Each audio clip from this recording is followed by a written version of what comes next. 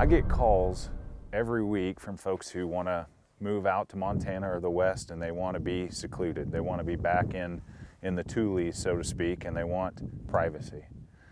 With that comes access issues, and it's important to, if you're looking for property in the West, understand what the roads are like. And a term that we use out here is uninsurable access. That's talking about the title company and whether or not they see the access to a property as legal versus physical access. Physical access being, yes, there is a two-track to that property. Legal access meaning there is a survey or a recorded easement at the courthouse saying that you can get back there.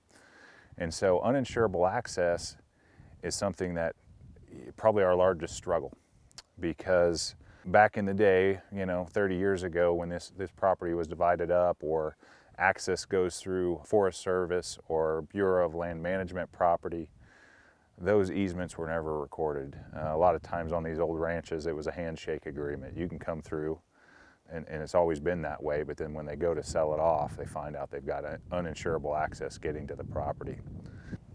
Why is it important to a buyer? Well, if you're trying to get a loan, first off, a bank will not lend on an uninsurable access piece.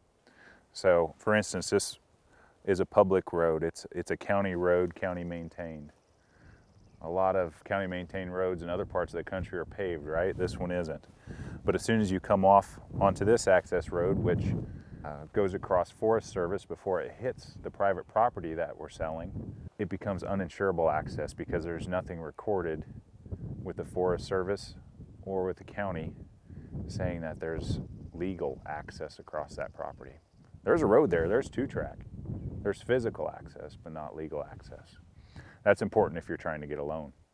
It's also important to know that if you have uninsurable access, you can still get to the property, and there's a legal precedent out there. I'm not a lawyer, but there's a legal precedent that you can get to your property. But if somebody puts a gate up between maybe this county road and your access, you're fighting them in court, not the title company. So that's the other big piece to that. But a lot of properties out here are very remote, and everybody wants their remote piece, and some unfortunately don't really understand how remote it gets and what all the implications of that are. So make sure you're plugging into a land specialist that understands access.